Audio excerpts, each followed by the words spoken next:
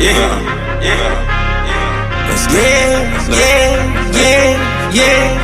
I came here to win. I'm coming for the title, yeah, this is the time. Your friends become your rivals, yeah, I've been on my grind. All I know is been survival, now it's my time to shine. I made it to the finals, I've been going hard, I ain't worried. Thank you so much for tuning in to the Real with Ray podcast. Please like and subscribe to the channel so you can get notifications every time we release one.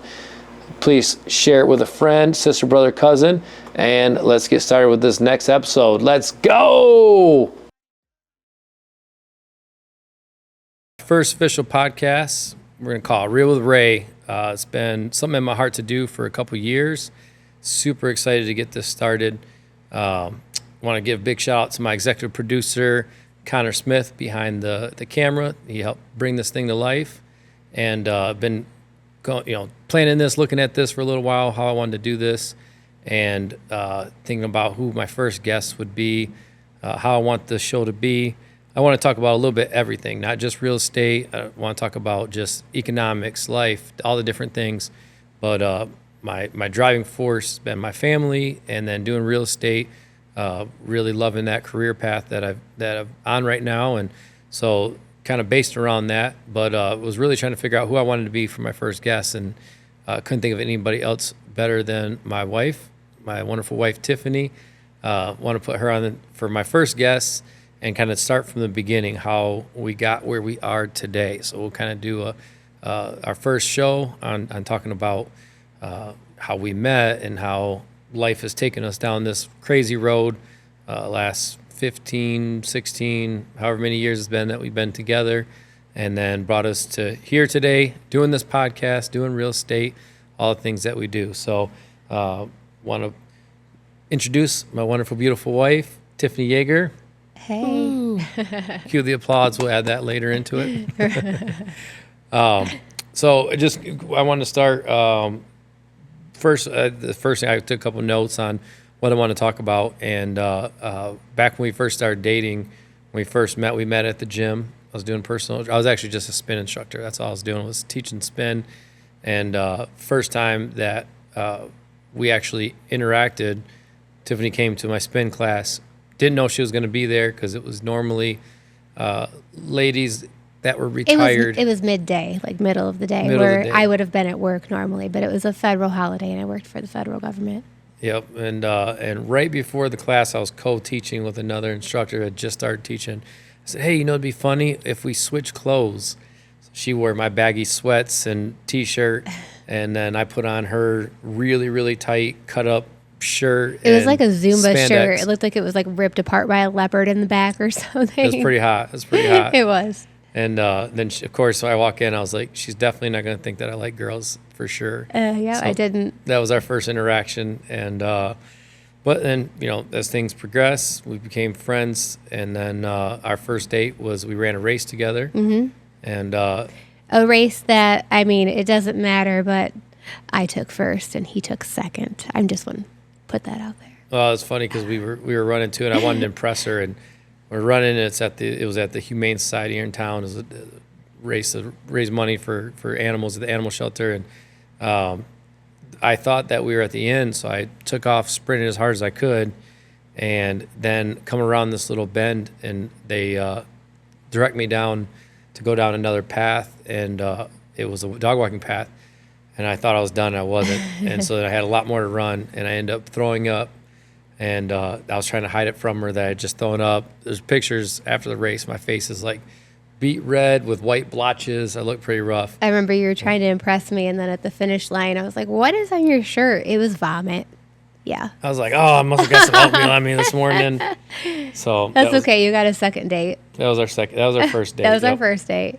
And then moving forward after that, well, we started dating, and I kind of tell everybody the story because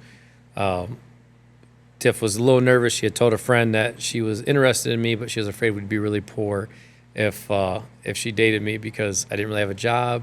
Yeah. I didn't really have much ambition to get a quote-unquote job, and she was kind of trying to nudge me to get a job subtly, and I had a buddy that had told me about a job that paid okay, I went and put an application for it, got hired. I told the guys, I said, man, I got to pray about it. And they're like, okay. Went in the parking lot, prayed about it, didn't feel right, came back in, said, look, I don't feel like God's telling me to take this job. And they're like, okay. They're kind of weirded out. Came back, met up with her, and she was like, how did the interview go? I said, oh, it was great. They told me I got the job. She said, oh, thank goodness. I didn't think you were ever going to work. So I told them I couldn't do it. I didn't want the job. She's like, what? And that's when I told her, I said, I don't want a job. I want to do something I'm passionate about. I'd worked in a factory before and hated my life. And she was like, well, what are you passionate about? And I said, fitness and houses. And at that time, the only house that I'd owned, I'd lost to foreclosure in 2008, 2009. So I said, I'm not really qualified for that. And so I'm going to go with fitness. So I ended up going the fitness route, getting certified, being a personal trainer. Did that for 15 years. I knew you'd be a great personal trainer, though. I remember telling you, like, you have a very non-creepy vibe about you. Like, I feel like it's mostly women a lot of times that hire trainers. Not always, but, majority. And I just feel like you're very good with women. You had, a lot of sisters. And so I just knew it would be a good fit for you. Ended up working out pretty good. We did it for a while, and it was fun. And then shortly after doing the personal training, we ended up getting married. Got married. One of my favorite stories about our wedding is we got married with just 4 people at our wedding. It was our pastor and his wife, minister at the church, and his wife. We got married, very quiet setting in our little church, little white church. We eloped. We did. I've never been a fan of weddings. I don't like all the attention, and I just personally, I just don't want to, I didn't ever want to spend money on something like that. I'd rather spend money on traveling, things like that. So yeah, we eloped, and it was good. It was good. It was fun. We didn't tell our family for a year. Because I knew they would be mad. We got married, and then her dad would give me crap about not getting married to his daughter, and then we ended up getting married on Valentine's Day, and then ended up telling our family 1 year later on Valentine's Day. We didn't plan for that either. My parents invited us to dinner with my grandparents, and it happened to be on Valentine's Day. And so we were at like a steak restaurant, and my dad made some sort of backhand comment, if I remember right, about, living with his daughter but not being married to her, and then it just came out. So. Well, we were pregnant, and he was like, he was saying, my daughter's good enough to have a baby with, but not good enough to marry. And I said, well, actually, we've already been married for a year, so that was kind of how that came out. But and we kind of had the feeling we were going to tell them on that day on our anniversary, and it went pretty good. They were happy for us and thankful that we'd gotten married, and so I think that's a fun story. I like that about. And we said, well, we'll have a wedding later, and we never have. Maybe one day. Yeah, we never did a wedding and never did a honeymoon or anything like that. We've done a lot of traveling though, so. And then next in our timeline, we had our first daughter, which we were pregnant, I think, when we told our family, or she was maybe already born. Yeah, she was already born at that point. And so she's now 10, we got a 10-year-old double digit now. And then she was about 3 years old. Yeah, I think she was about 3 years old. And that's when we sold our first house, sold for sale by owner. Yeah. That was an experience. We ended up getting sued. Would never do that again. And we would now that I'm a realtor, but we learned a lot from it. And wouldn't do for sale by owner, but we wouldn't need to because you're a realtor. But back then we didn't know about all the paperwork and all that kind of stuff. We won in court. It was a silly lawsuit, but we didn't know what we were being sued for. It didn't say. The anxiety and the nervousness, and I always, now being a realtor, I tell people, hey, this is one of the things that can happen if you want to go for sale by owner. And like I said, it worked out all right, but it was a good learning experience. After that, we rented a house, tiny little house, for 7 months. Teeny tiny. I mean, we couldn't even fit our clothes in the bedroom. I had to roll out of my bed, like literally roll out of the bed, and duck under some stuff to get out. How many square feet was that? Like 650, something like that. Yeah, it was no basement. It was something. It was a good experience. We lived on top of each other, and then eventually bought our second house, lived there for 2 years. One night, Tiff went to a concert with some girlfriends. just praying to the house. I felt like God spoke to me that it was time to sell the house. Called our realtor at the time. Said, hey, can you come put a sign in the yard and put it for sale?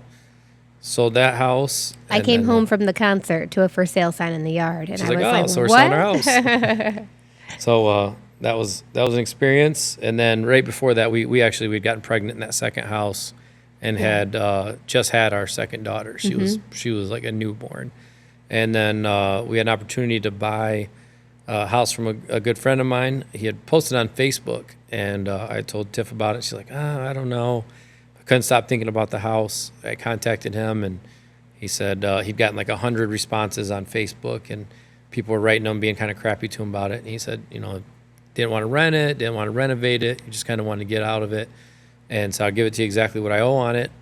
And then, so we ended up buying it, fixing it up. Our plan was to live there and not have a mortgage, take the money that we got, the equity from our house when we sold that, and just live mortgage free, have an easy life, relax, not having to worry about that payment. And then we hadn't even closed on selling the other house, buying that house, and we found the house that we're at right now. That came up. I was actually in North Carolina training for a job, and I saw it come up, and we'd made a deal that I wouldn't look any more houses. I was kind of obsessed with Zillow and Realtor.com and looking at houses, and we were like, all right, we have a plan. When we had bought our previous house, we saw like 50, 60 houses, and then finally settled on that one. I always say I never felt at home there, kind of knew it wasn't the house. Every time a house would come up that I like better, I'm like, see, we could have had this, we just would have waited. And so I was driving my wife nuts with that. I liked that house. It was on the country club, and I just liked that I could, on Sundays, I could take the golf cart and drive across the course and have brunch. I thought it was very convenient. It was a fun neighborhood to live in. But Ray didn't really care. It wasn't his vibe. Yeah, it was fine. I just, like I said, never felt at home there. We just, I felt like there was something better for us out there. And then this house came up. Of course, I was out of state, and then called Tiff, and she's like, didn't want to even give me time of day on it. I said I didn't like any of the homes that we had looked at before. Like, nope. And then when I came and walked through this one without you, it was me and Amelia and baby Kaya. Walked through it without you. I was like, oh, darn, this house is perfect and amazing. You always wanted a pole barn. I always wanted like a big saltwater pool. I had both of those. It's like a country setting before we were in town in Lakeview. And I say we're country. A lot of people don't consider this country, but it feels very country to me out here. It's a neighborhood.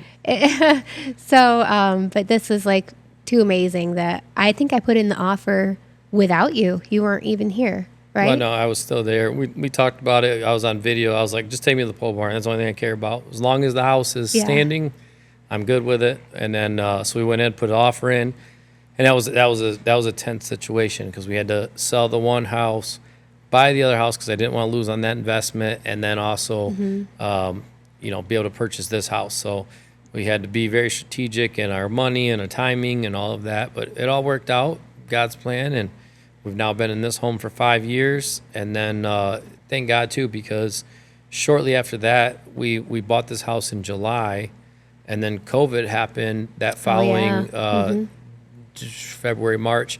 But funny story about that is kind of funny. I always wanted a pole barn.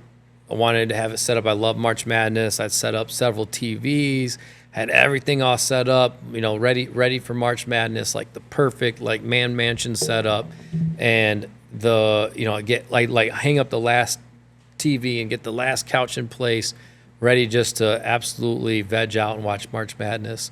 And they canceled the whole thing, and I was just in spite of me. Are you kidding me? But I forgot how upset you were about that. Oh, I was so sad. I was so mad, but it happens. But and we're Your thankful. mom told me that back in high school she'd let you skip school.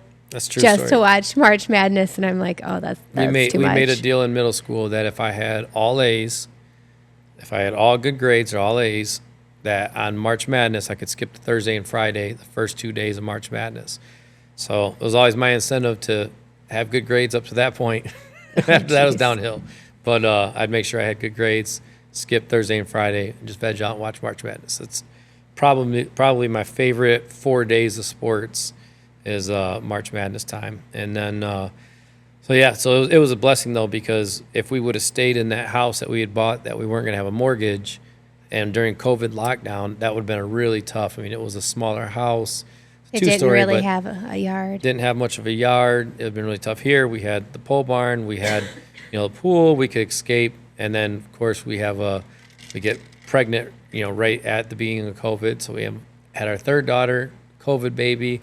So we're locked down. And if you know Tiffany, she's the happiest pregnant person ever. Just kidding. She's not. She's like the opposite of that. Okay.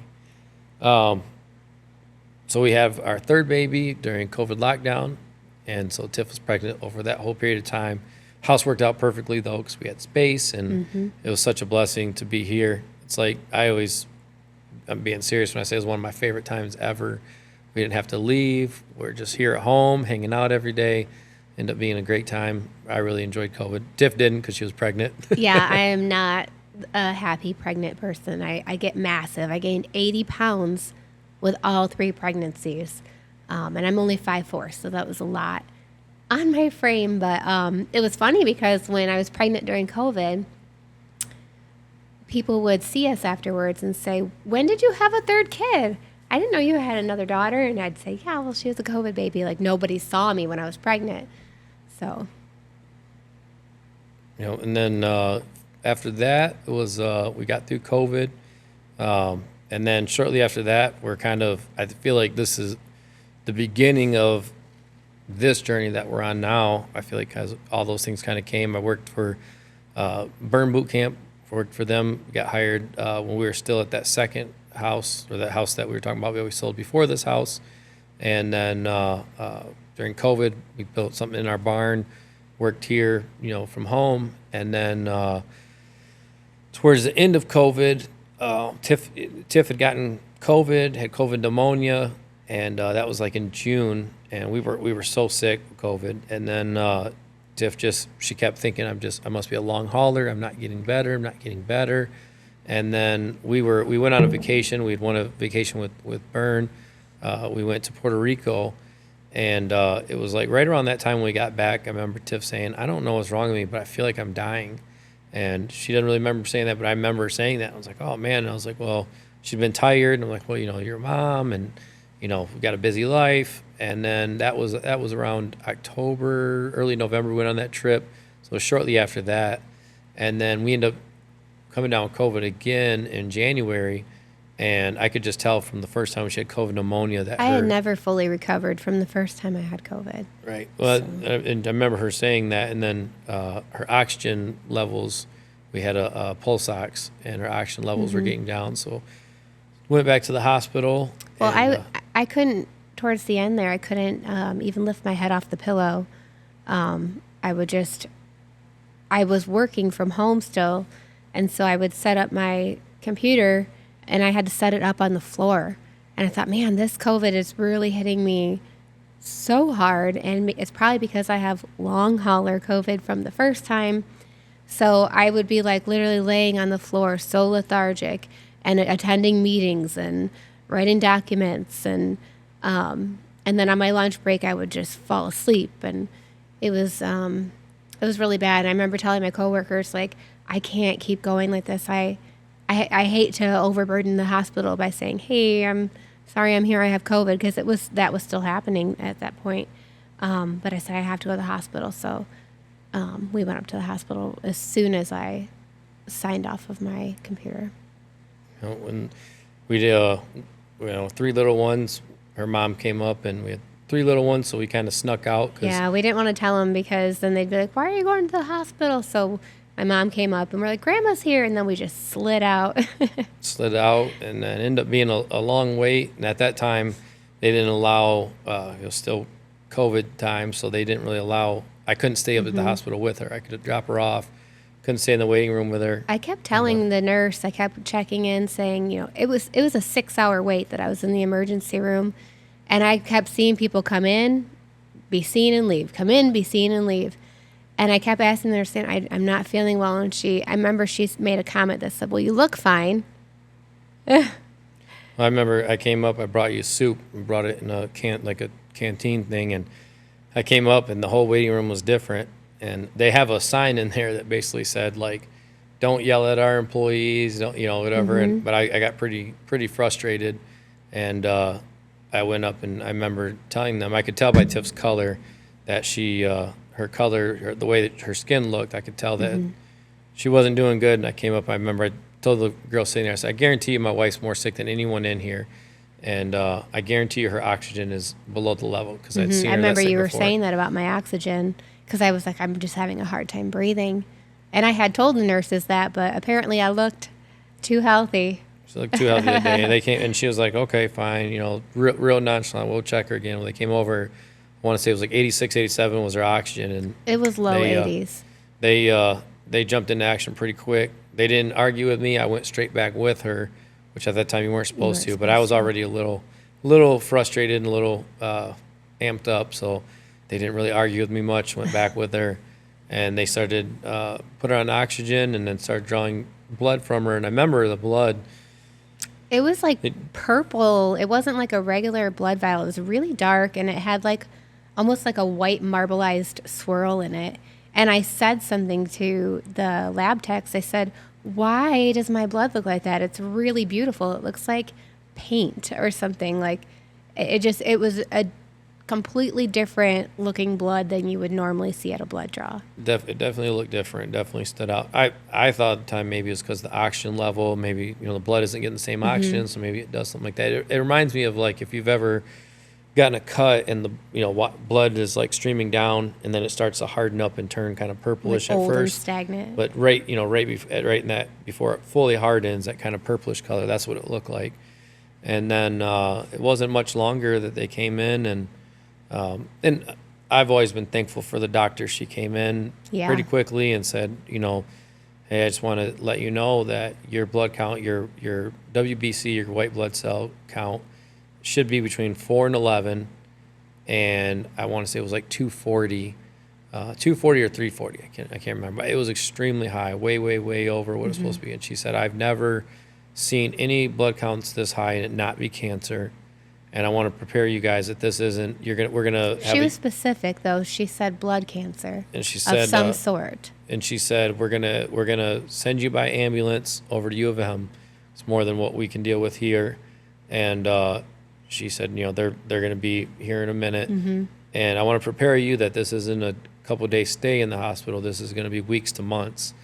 And I was pretty upset. I wanted to drive you. I didn't want to accept that. I thought, oh, she's got COVID. It's throwing these numbers off. Run the test again. I was in complete denial. I wasn't. And Tiff, she was, I said, I looked at the doctor and said I knew it. I knew something was very seriously wrong. I felt like I was dying for months. Like I could feel my body was trying to fail me, and I could feel it. But at the same time, I had COVID twice, and I just thought it was COVID. But I didn't cry or anything. I almost was just kind of relieved, like, okay, well, there is something wrong, and now we're gonna deal with it. But I did want to go home and say goodbye to the kids because they didn't even know that I snuck out to the hospital.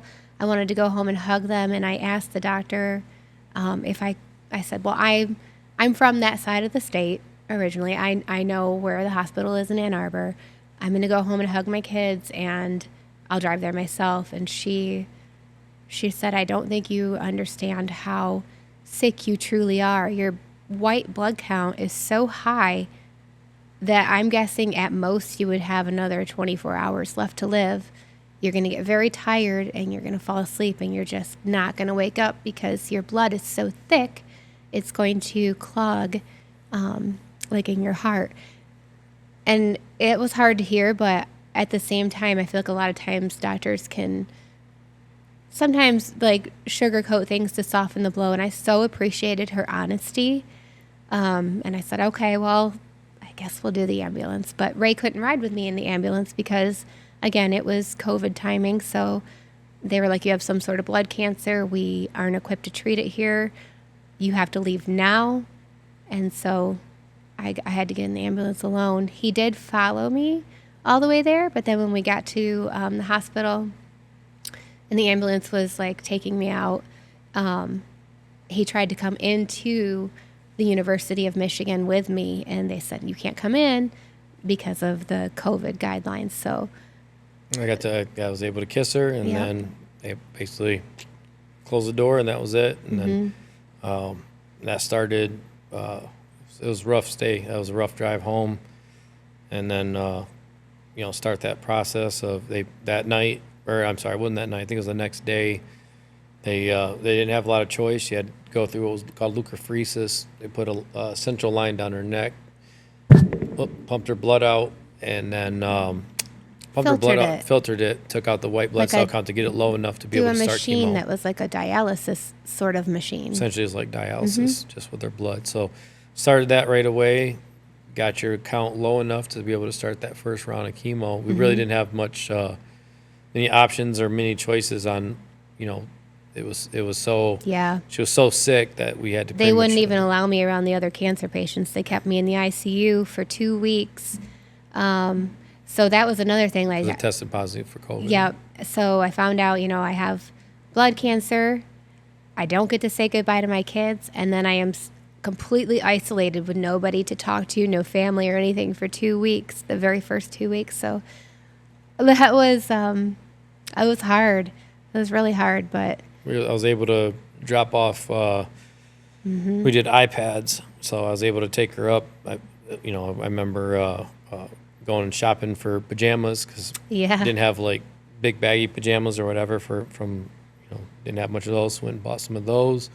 Got an iPad and a stand and delivered that. I always joked during that time I had a virtual wife because I'd take you everywhere. Yeah. So, school drop-offs to everywhere I went.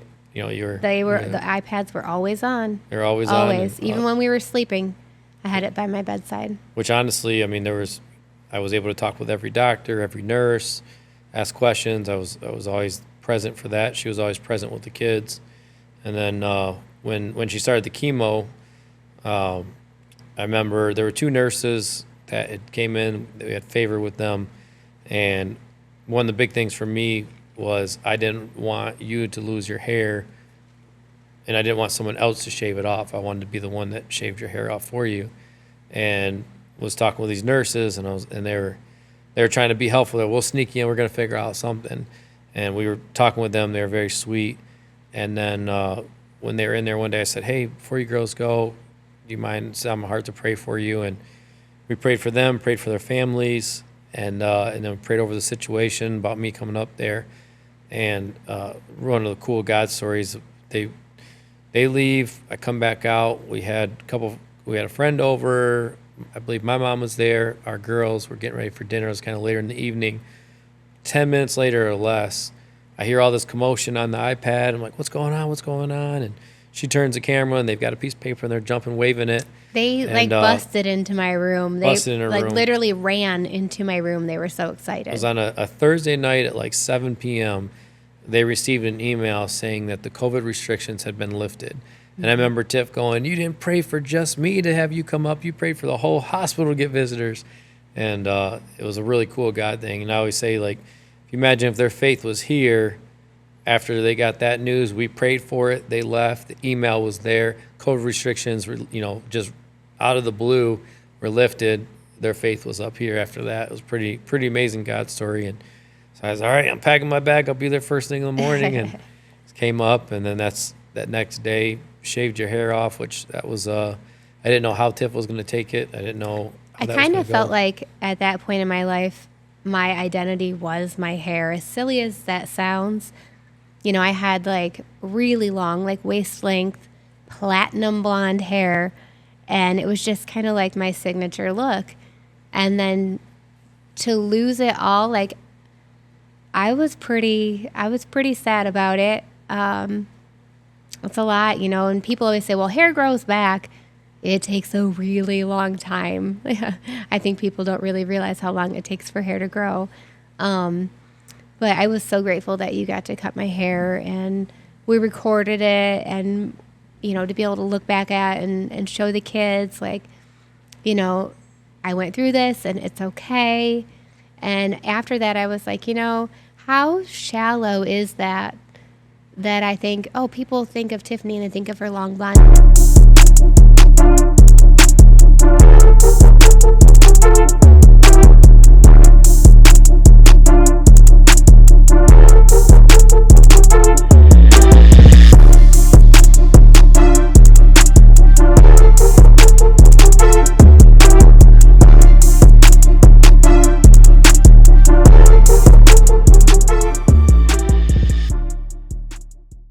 hair. I want people to think of Tiffany and think, you know, she talked to me about God, you know, or Tiffany always makes me feel good when I talk to her, or, you know, I would rather be associated with those type of things than how I might look.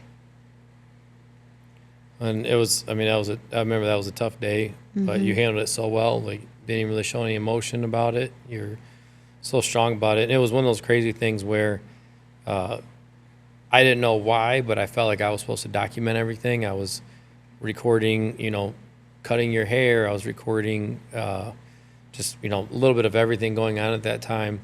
And then I remember I asked you to pose holding up your ponytail.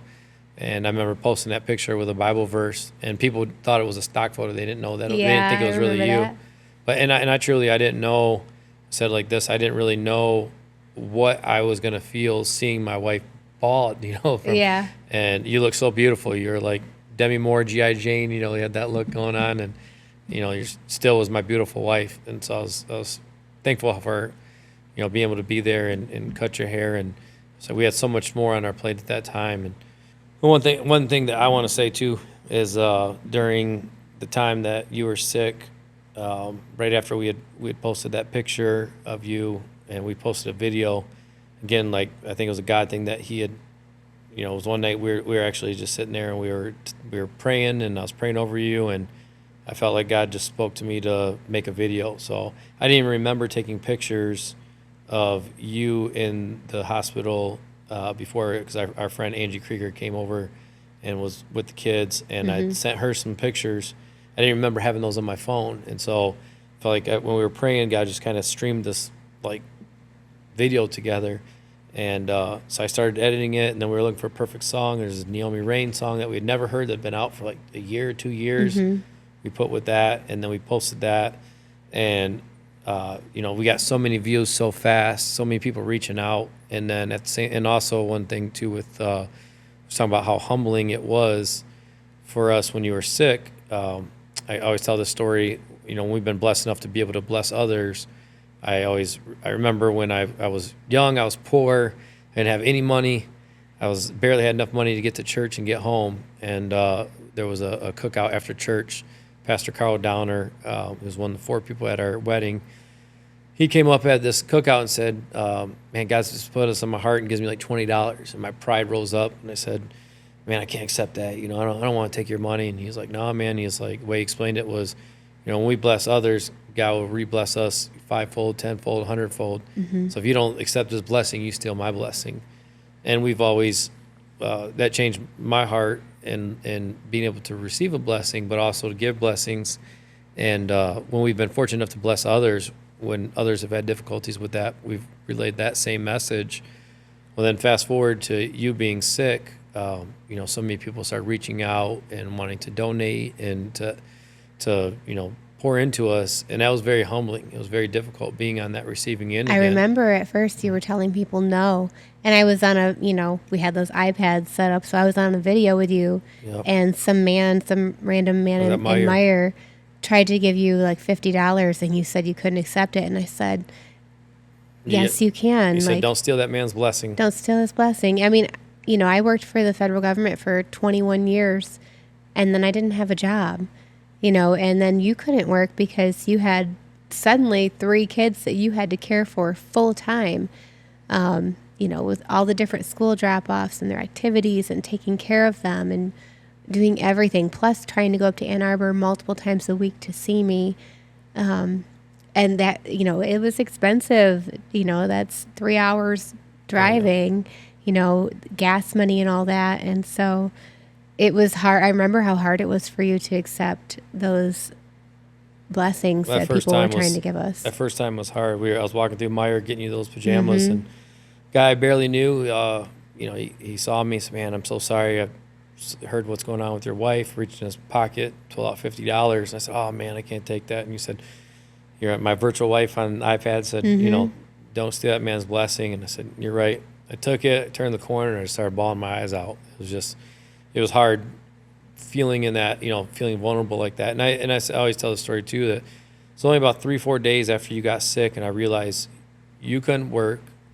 I wasn't going to be able to work taking care of the girls. If we're not working, we're not getting paid. And I prayed to God. I asked God, what am I supposed to do? How am I going to support my family, keep this roof over our head, and feed my kids? And very clearly God spoke, I will provide. Yeah. And I stood on that word the whole time, and God used people. And I really it's been on my heart to thank so many people. There was a GoFundMe that was set up, and so many people from our Battle Creek, Michigan community that reached out and donated. And then people that we didn't even know had just seen it on Facebook or knew a friend of a friend that happened to know us. And I don't think we mentioned what kind of cancer I had. If people don't know, I had AML leukemia, which is the least favorable form of leukemia. It was very, very serious. Has a not very good survival rate. And so we knew that I was going to be in the hospital for quite a while until I could get a bone marrow transplant. And the community was like, I just feel like they were like, we're going to take care of you guys. Tiffany's going to be gone for a long time. We're going to make sure that you are provided for. We had so many meals donated. I mean, Ray would be... I could never eat pasta again. Running with the kids and then going to Ann Arbor. And by the time everybody got home at night, there was always a hot meal. And that was... No, it was amazing. It was amazing. Well, and the way that people just reached out, poured out, it was... Again, it was very humbling but it truly just, blessed us in so many different ways. And we never went without. I went almost, a year and a half without working at all. And, and you haven't worked since. And we were able to make it. And I think it's a true testament to God, how God used people, how people were just so generous. Again, people we didn't know, people we did know, people we barely knew. Yeah. And we even had people from out of state. The car dealerships were sending us gas cards. We had a lot of blessings, and just so anybody that's watching this that donated or whatever, anybody that did anything. What car dealership was that? That was Hinkle. Hinkle, yes. Reached out and gave us a gas card. A few times they did that. Or gas cards and oil change and a few other things. Yeah. And, so thankful for everybody for that. So thank you from the bottom of our heart. Mary Husinga with Our World for Children was like, I've got you guys with your kids. Like, if you need help, if you can't make it back from an appointment in time, she offered to watch them, on times that maybe they weren't even going to be in the daycare. She was a huge blessing. Dog Zone. We got a puppy 4 days before Tiffany got sick. And 4 days before Tiffany got sick, and God always has a plan because, I always joke that, Tiff was stone cold through this whole thing, man. Just never, everything. She was just next step, laser focus. I was crying every single time I'd be at the hospital, crying every time on the way home. She'd be like, oh my gosh, you're crying again? I couldn't stop crying the whole entire time. Well, and every time someone would do something kind, you would be like, oh, thank you. And then as soon as they'd walk away, you'd be like, oh, I can't believe it. I just cried so much. And then, but I joke that we got this golden doodle. She was just like a walking, barking handkerchief for me. Just all of her fur would absorb all my tears. And she was my really kind of a therapy for me. We joked just the other day because I was letting her sleep with me, and Tiff came home and was like, this dog stole my spot. They had a little beef in the beginning. The dog took her place because she was, like I said, only here 4 days before she got sick. But Dog Zone, we had this owner puppy reached out, and she said, I can't take away cancer, but my goal is to give you the best trained dog in Calhoun County. Yeah, because we couldn't train her. We got this puppy, and then I'm gone, and you're doing all these things, and she needs to be potty trained. And I had no idea how to train a dog or raise a dog, and plus with everything else going on, so they they provided that for us. And so I'm just, I don't want to name too many because there's so many that I'll leave out. But it was just such a blessing in so many ways. And so this is how people stepped up. And then, and then moving forward, with our kids, they were so resilient, the way the schools, wrapped their arms around them and loved on them and got them through everything, but just we're so thankful for everybody. If you're watching this, listening to this, again, from the bottom of our heart, thank you for that. And I feel like I haven't forgotten. Like, I remember so many things. I feel like people are like, well, I took them one meal. They're not going to remember. I remember. I remember them all. I remember. Same. I've actually, probably, it's been about 6-7 months ago. I can still access the GoFundMe, and I just scrolled through got to put it in my heart and just wanted a little bit of time to be thankful, and scroll through all the names and just, I was kind of praying over every name and just thanking every one of those people in my own silence and through my prayer, praying for each and every person that had donated to us, that I hope that it came back to them fivefold, tenfold, 100-fold blessings to them for blessing us. And we got through it. We got through it. And yeah, it's amazing because, like I said, I worked for the government for 21 years, so I made a good, income, and then I had nothing, and we didn't lose our house. We were able to eat every day. We were very, very lucky. We're truly blessed, and then moving forward, when we're getting through that, talking about the cancer too. So it ended up being, if you don't know, Tiff went through first round. We'll kind of just give a quick synopsis of that all. Tiff went through the first round of chemo. It didn't get the cancer down enough for her to have stem cell transplant. So then she was scheduled to go in for a second round of chemo. But during that time, she had a pre-diagnosed skin cancer that was on her nose. Insurance wouldn't, and looking back now is such a blessing too, but insurance wouldn't let her proceed forward with the next round of treatment until the skin cancer had been addressed. And so we were frustrated at that time because it was so, volatile situation for her to get there. I'm thinking skin cancer or AML leukemia, which one is more serious. But what we didn't know was, so I had a basal cell carcinoma, which is a very common form of skin cancer. And the way they treat that is just you have a Mohs procedure where they kind of cookie cutter cut out, and then they check the margins and see if they need to take more. Very, very common. But what we didn't know is that when you are under IV chemotherapy, your immune system is destroyed.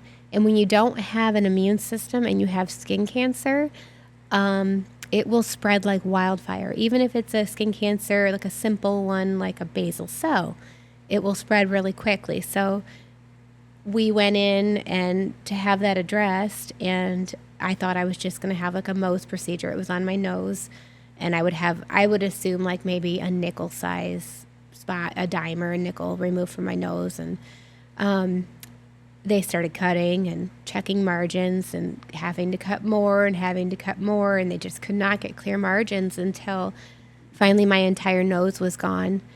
And I think that was, between the day we found out that the first round of chemo didn't work, and then that day was the two hardest days. Yes. And that one was rough because I remember we went in, it was they called us. I was on the way to drop my daughters off at school, and it's 7:40 in the morning, and we needed to get in. Time was of the essence because you only had a certain amount of time before the cancer was going to come back. They'd gotten it down with the chemo, so it was a very small window in which they could do the Mohs procedure. I got a call at 7:40 that you need to be there by 9, and so I flew in, drove like a crazy person, threw my kids out of the car. Like, I'd called the school, I need somebody to meet me out here, grab the kids, peeled out, and then, I drove extremely fast, had you waiting outside, you jumped in the car, 100 miles an hour on the highway to get there, and all the way up to, there was a red light, and people stopping, and I went around in a turn lane and went by all the cars, face first. Who am I facing? An officer. And I go around the cars, cut right through the red light, didn't care because they told us if you didn't make it at 9, you couldn't have the procedure. Yep. Drove, Cops obviously flips around, got his lights on. I'm like, he's just I jumped out of the car and just ran into U of M. I said he's going to have to follow me to the doors. So he's behind me for a little while. We get up to the doors, told her as soon as we get there, you just jump out and run. So she jumped out, ran in. Cop came up, and I said, look, I'm sorry. I know I broke a bunch of, I had a lot of traffic violations there. I know my wife has cancer. I had to get her here. There's a procedure. They just called me. We just drove an hour and 20 minutes. Give me whatever tickets you want. I'm sorry. And he said, Tiff was bald at the time. And he goes, that was your wife? I said, yes. And he went back to his car. He came back. He said, don't cry. I get choked up every time I tell the story. know. He said, my heart feels for you, man, and I'm praying for you. And he let me go. And I couldn't even move the car. I just started bawling. I just flooded tears, man, and still get choked up. I'm so thankful for that officer and having that, just so grateful for him to have that compassion for me at that time, and could have gave me a whole bunch of tickets, and hit his quota for the month for sure just off that. But and some really good officers out there, and got that Mohs procedure, and I remember then too sitting there, it's like you went in, they cut, nope, we didn't get all margins, and it wasn't that. What they do is, if you've never had Mohs or familiar with it, they cut it out and then they test all around, or they test whatever they cut out. They check the margins. They check the margins, and they had to go wider all the way around, and then all the way around. I want to say it's 4 or 5 times, and I remember it's one time that I felt like you held your composure the whole time, but you were really getting freaked out. You're like, they're cutting my face off. I remember you saying that. And by the time they were done, I mean, they had cut out to your cheeks, up, between your eyes there. Entire nose was gone. And like, how you going to fix that? and Dr. Kim, they had first told Tiff she could eat. And then because they thought it was just a Mohs where, they would.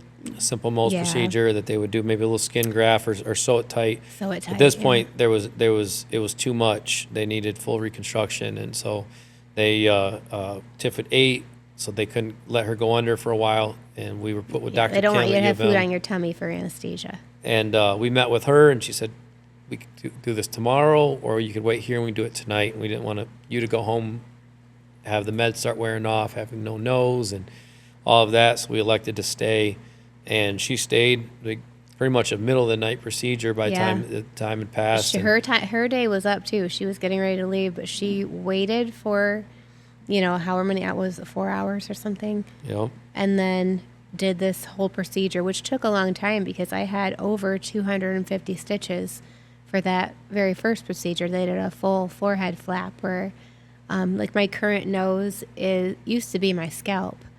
So. Well, still is. They cut her across her forehead, down the middle. They took her forehead and her scalp, flapped it down, and then sewed it all. And the other blessing is they didn't think that they would be able to get it all together. They got it all together minus a little spot in the top. And then and I remember coming in the next morning and they had you wrapped up like a mummy, and we got it on video. And Dr. Kim was so sweet. He never dealt with any nurses. It was always Dr. Kim, and she unwrapped you and cleaned it up. And I remember saying, oh, it's not as bad as, I thought it was going to be. And it was pretty gruesome. But that was before even you started swelling up. And, they kept it attached for the blood flow. Yep. And then, and wild thing was your nose would grow hair because it was part of your scalp. Yeah. So you'd have it. Thank God for laser hair removal. And then, so we went through that. I remember you were just so ready. We had to go a couple weeks with that flap, and you're afraid you're going to scare the kids. Yeah, it's a two-step surgery, so they have to keep it still attached to your from where it was before. So it kind of flaps over your eye, so you've got this weird piece of skin over your eye, because they have to keep the blood flow going so that it doesn't die. And then about 3 or 4 weeks later, they unattach that and let it heal. And I think I've had under 10. I've had a lot of surgeries and stuff since then on my face to get it to where it is now, which I feel looks pretty decent. It could look a whole lot worse. So I'm just very grateful for that. And then tons of lasers and Yes. I don't know, countless appointments but then and Dr. Kim was always so positive about everything Yeah. and just I'll fix this, I'll fix that. She just so wonderful. And I remember you being nervous. It was our daughter's birthday party, and you wanted to sit up in the dark. Well, that was only like 2 days or Right, something 2 days after the after initial. surgery. So I looked like a monster. It was very, it was hard. I knew that if her friends saw me, that they would be scared. So we had her birthday party, and I kind of hid. My mother-in-law was very gracious, and she helped me set it up, and you helped a lot, and I think your sister came too. I can't remember. But other people helped me like run the party, and I just kind of hid out. So that was interesting, but we got through that, and then we were able to start that second round of chemo, which is that was our goal, to get to that and get that started before my blood count got too crazy again. Then I remember when you were afraid the girls were going to be scared of you, and I got it on video when the girls first saw you, and they weren't. They just were happy you were home, kissed and hugged you, and it's just such a blessing that our girls were just, they didn't care. They just wanted mommy, Yeah.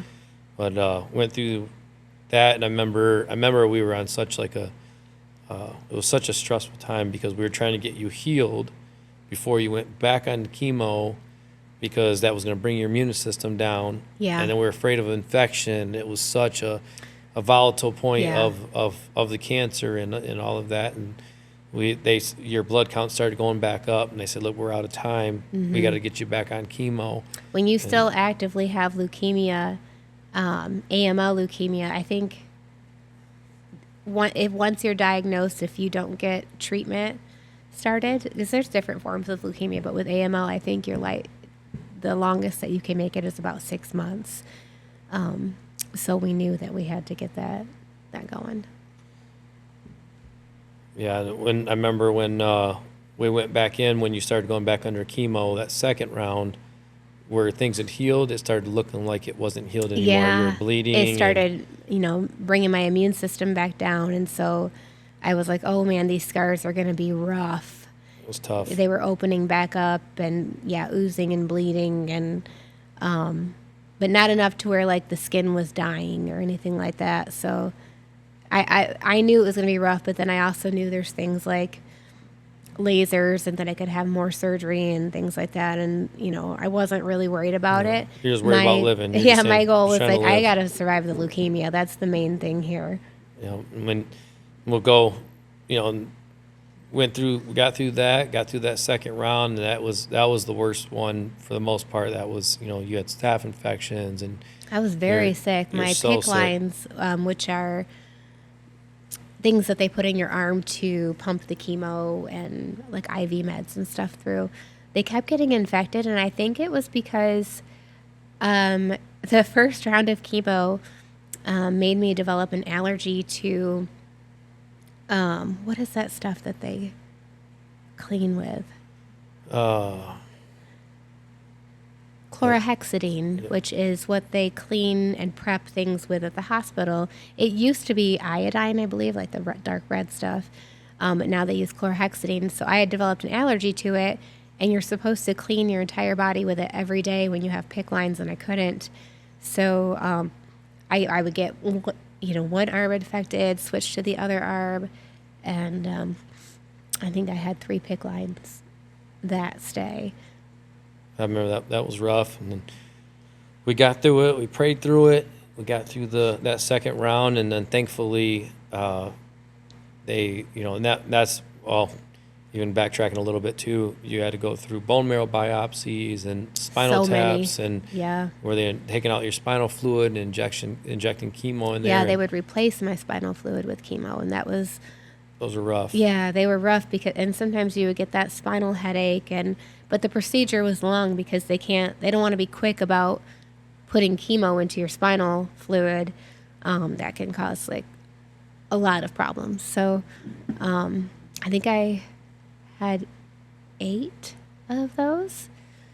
Did I have 8? It was a lot. about 8 bone marrow biopsies as well. And then, so we got through all of that. Thankfully, you were cleared there and able to move on to the stem cell transplant.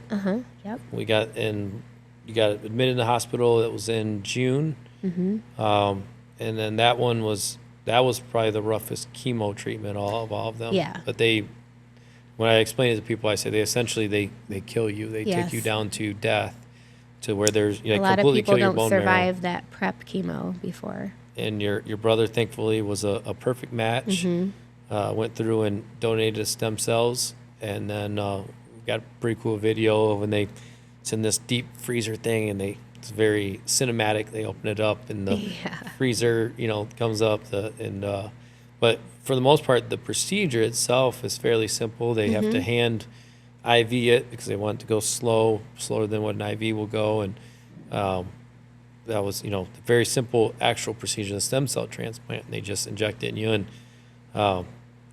got through that process, and then it was really tough. I remember I think the worst of everything was the mucositis.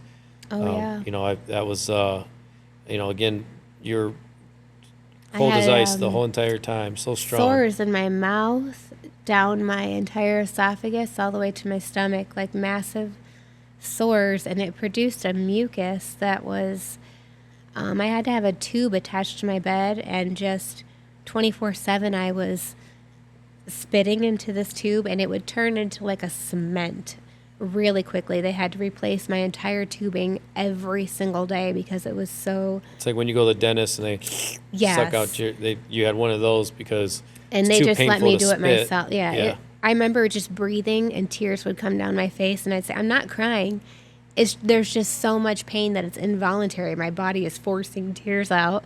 It was a very, very painful, which I've heard is when you have a bone marrow transplant, that is something that commonly happens. It wasn't rare for me to have that, but that's one of the common side effects Yes. of that chemo treatment. And then I remember, you really didn't go under for any spinal taps or any of that stuff. no, I elected not to have, not to go under for my procedures. But I would let them give me local numbing because that's what's important. When you have anesthesia, it's not stopping any pain. You're just unaware, You can get the local anesthesia. I liked to be awake for all of my operations, all of my procedures. I wanted to know what was going on. I had no control over anything that was going on in my life or my body. The one thing I could control was my awareness. So I wanted to hear what they were talking about. I wanted to hear if they saw something weird or, I wanted to be awake. And they were, they were okay about it. They were nice about it. They're like, yeah, nobody really does that. But if you want to, you can. I only had one anesthesiologist give me a hard time about it. And he said, you're going to move and you're going to freak out. And remember, he was pretty rude. And I said, I've done this quite a bit. I'm not going to move. I'll hear you cutting or whatever you need to do, but I'm going to be awake. I want to know what you're talking about. And afterwards, instead, when he came out to tell you that, I was fine after surgery, he said, yep, she didn't move.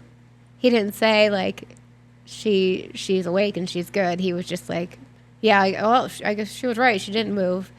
So, but, yeah, it was. I'm glad that I knew what was going on for all those things. Yeah, and during that time too, like I said, you were stone cold throughout everything. You didn't, get any pain medicine for anything throughout the whole process, except for the mucositis. And I remember, they would ask you, what your pain level was. You'd say, low numbers, and you had really high pain tolerance. But I remember when they asked you about the mucositis, you were like.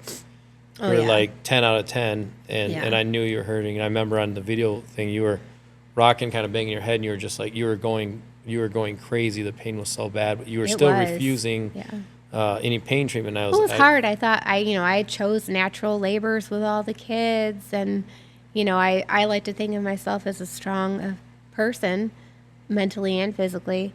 But that was was really hard, and there was no way I could eat. I needed something to help me eat, because I knew if I stopped eating, I had already been warned by another patient, like, don't stop eating, because if you stop eating when you get the mucositis, they'll make you stay longer. And it was already supposed to be a 6-week stay for transplant, and I was never allowed to see my kids because I had a common cold, and they didn't want me. I could have gotten sicker. My immune system was already low, so I'm fighting cancer and I have a cold, and they wouldn't let me see the kids during any of my stays. They couldn't come up and see me or anything like that. But I knew I wanted to get home and see them. I didn't want to stay any longer than I needed to, and so I knew I had to keep eating. And I ended up getting a pain pump, and so when it got like really bad, I would just hit a button for my pain pump, and then I would, when I had some of that pain medicine in me, I would make a really cold protein shake. Ray had brought me some protein from Burn Boot Camp, and my Vitamix and almond milk and stuff like that. And so I would make my own protein shakes, and I'd wait for that pain med to get in, and I'd chug one, and then my nurse would say, "How much did you drink?" And I was able to keep enough calories in my body that they didn't threaten to make me stay any longer. Yeah, I think that was the roughest piece of the whole thing, but you were a beast through that, got through that, and then had a successful transplant. That was the last day of June, which was your new birthday, and you were finally able to come home and start working on rebuilding our life back up, and still took some time. I remember you were still on an IV. Yeah, home IV for like 100 days. I had to learn how to administer an IV and be your nurse and clean your ports and do all of that. It's funny how, there's a lot. I was just kind of reflecting on this as we were preparing for this. A lot of little things that kind of forgot about. Yeah. Beforehand, I forgot about just what life was like of, you have to be on these magnesium treatments and having to take care of your port and clean it. I was so scared I was going to mess up or do something wrong. You get an infection, but you never, thankfully, got an infection. So I was actually a pretty good nurse, and I was never really into medical things. Never really thought I'd be able to do that, but we got through that, and then moving forward, we were kind of, we were looking into what are we going to do next with life. Right. Now that you were home, and U of M wouldn't let me go back to work, was a thing, and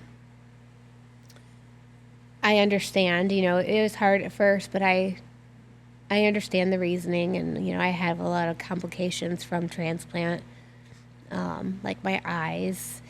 I have to use stem cell drops in my eyes every day, so they don't, before I did computer work and things like that, and they were like, no.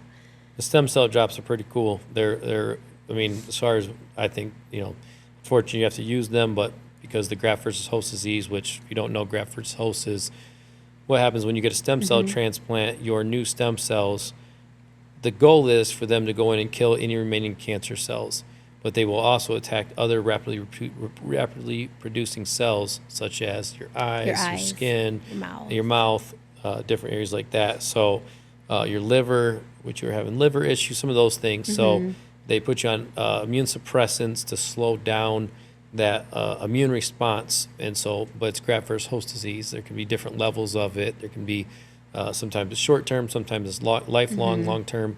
And so one of the things that was being affected was your eyes. And yes, so I actually lost my eyesight for a few days. So the stem cell eye drops are a pretty cool thing. They come to our house, draw your blood, take the blood, spin it up, get the stem cells out, make an eye drop out of them. Those have been one of the only things that have helped with your eyes.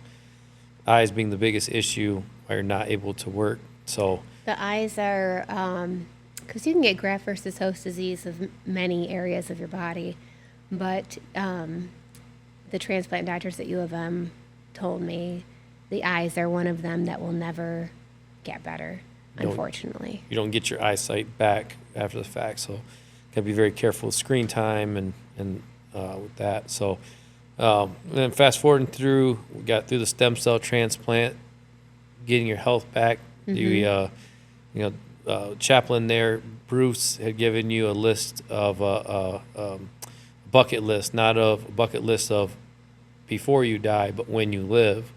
Your bucket list was riding in your Jeep with the top down, going to Disney, and getting through a workout, being healthy enough to get through a workout.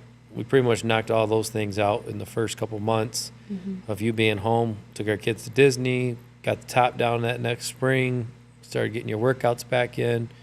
We even got a trip to Hawaii, which is like your favorite vacation spot. So, and then The Hawaii trip was planned before I got was planned sick. before, It yeah. was supposed to be for my 40th birthday. 40+1 birthday trip. We were able to push it back. So we got that knocked out, and then and got to the point where it was time for me to get a job again. Mm-hmm. And I had said the same thing as I'd said before, is I don't want to just take a job. I mean, if it comes down to supporting my family, no matter what, I'm going to work and figure that out. But I truly believe that if you're doing something you're passionate about, you're so much more effective at it and can be so much more successful at it. And I'm pretty obsessed with real estate. Have been the whole time you were sick. You know, I was listening to different podcasts about real estate, investing. Had gotten my license right before you had gotten sick. Couldn't do much with it during that time.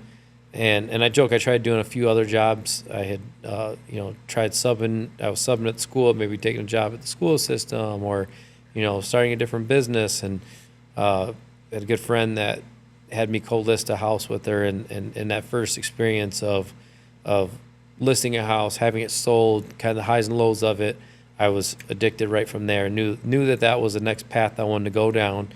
And one thing that I said about you being sick and what I learned from that was I didn't want to build something that could be taken from us. I wanted something that we would make money sleeping, or that regardless if you were healthy or I wasn't healthy, whatever the fact remains, that we would still have income coming in. So I wanted investment properties. I wanted to get rentals. I wanted to make other money outside of just real estate. Because the thing is, too, that's a very volatile career path. I say it like this: you could have a really great month, 1 month, the next month not sell anything, and so then all of a sudden your profits are smaller and smaller. So you coming out of the cancer and looking for that next thing, real estate was what felt like the thing that I really had been wanting to pursue, and I was just scared of it. I think it was just fear that was holding me back for all those years.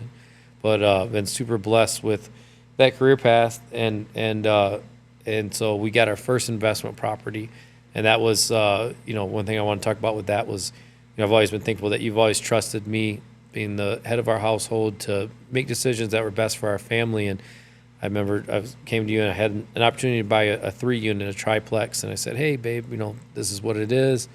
Ended up being we had to pull out. We were trying to get lending, couldn't get the lending because neither one of us had worked for almost 2 years. Both had good credit scores, but had a lender tell me they could do it. Wasted some of our time, came out, said he couldn't, which was a blessing because had to get desperate. And when we got desperate, pulled out an equity loan and took out your 401k, had just enough money to be able to get that property. We renovated it. We used the BRRRR method: buy, renovate, rent, and refi. And so that was our first property that we got. And I remember being overwhelmed by that. I was trying to get an hour here, hour there to do it. My mom came and looked at it, and she was like, oh, Raymond, this is just too big of a property. You're over your head with this, Raymond.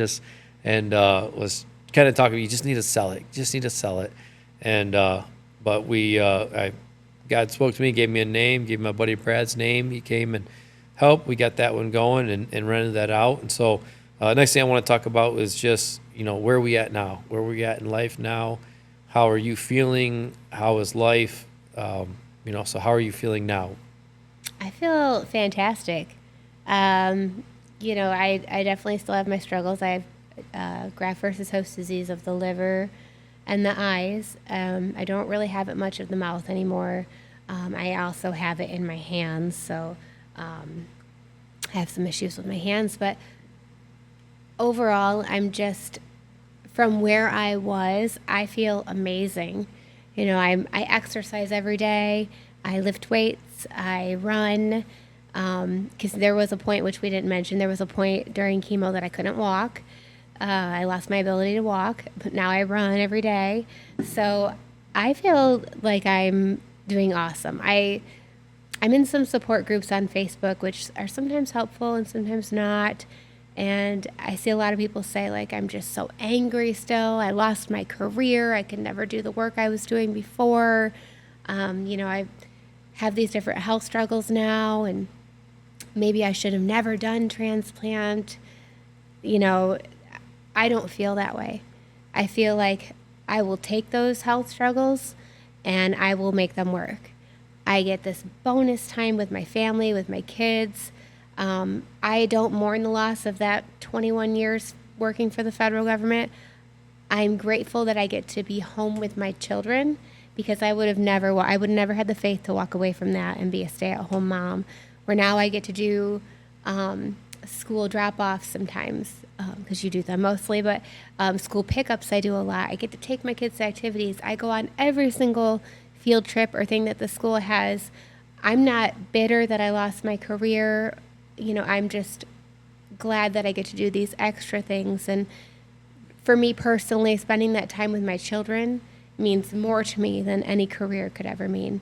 And having health with some limitations or some issues means more to me than not being here. You know what I mean? I feel fantastic, and I feel like we're doing wonderful. And I'm so proud of you for having the faith to change your career to provide for our family. We're on, the 2 incomes, then down to nothing.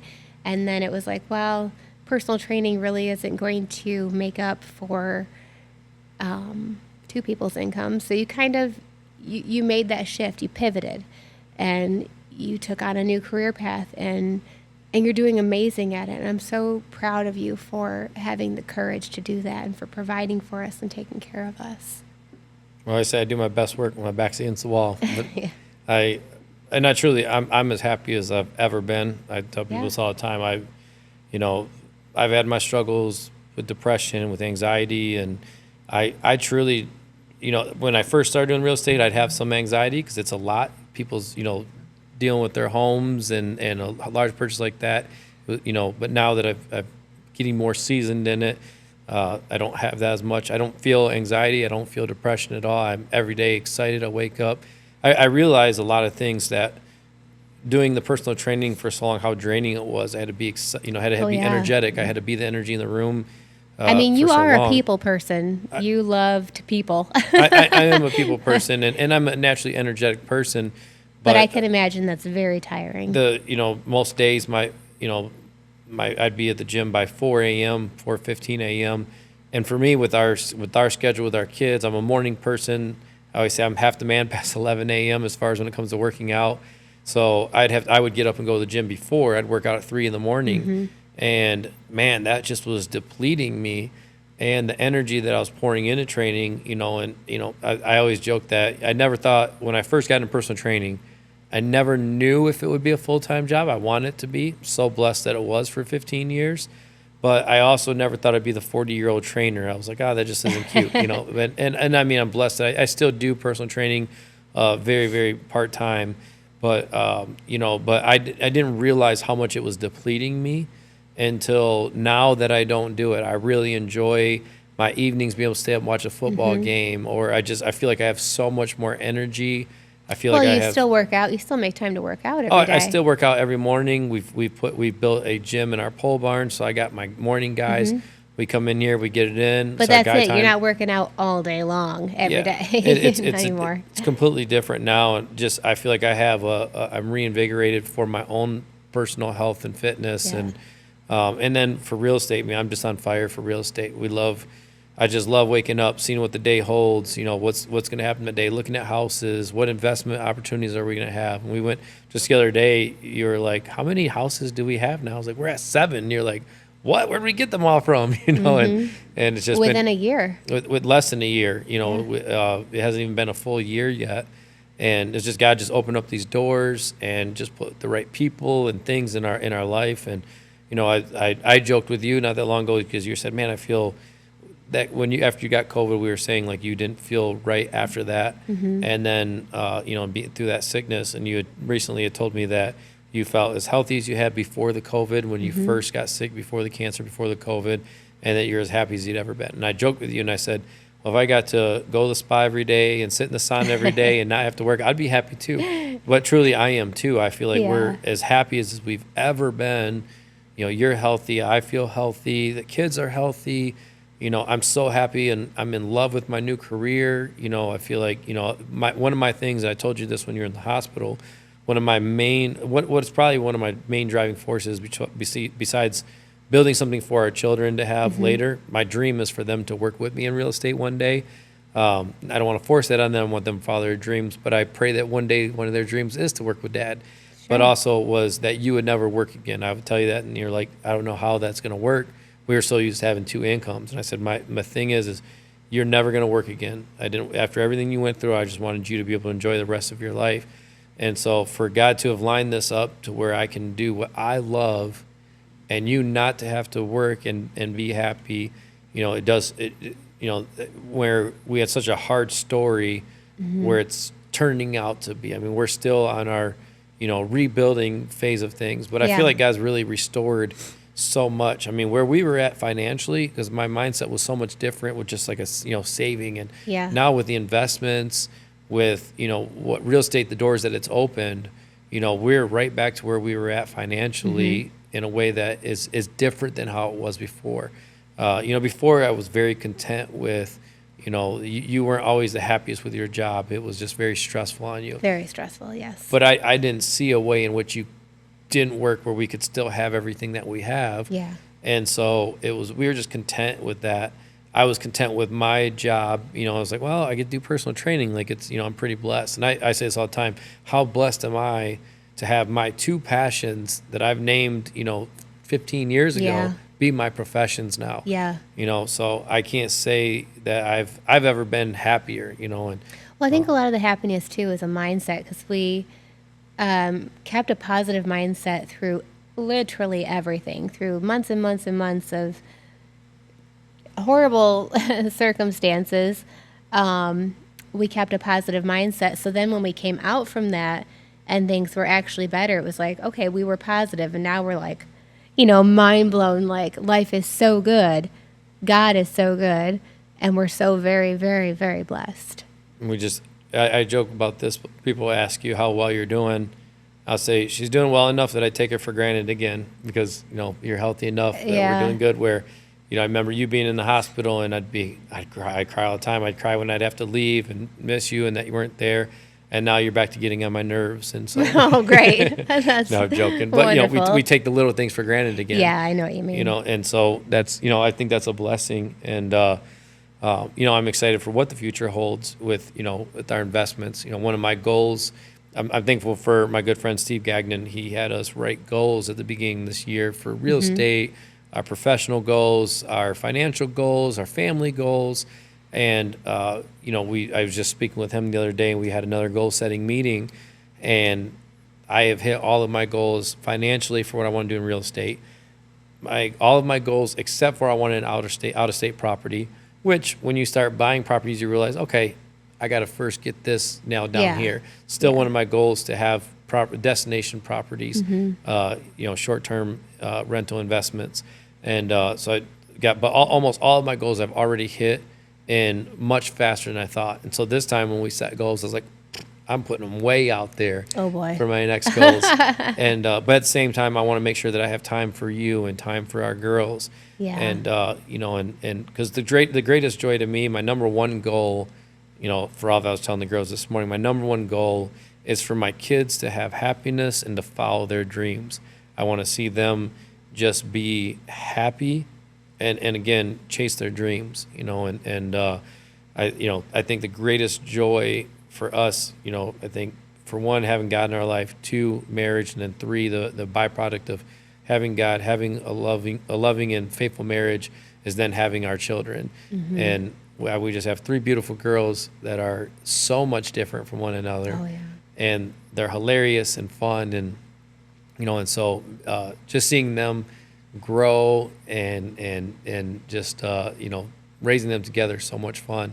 So that's, you know, my goal is for them to have that. And then after that, you know, everything else comes second.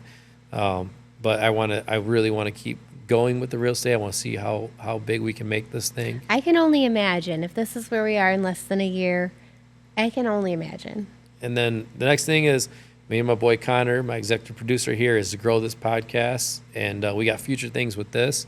You know, I said when we started this, I don't care if it's just my mom that listens to this. So, Mom, you better be watching because I'm counting on you. That's funny. My one follower and listener.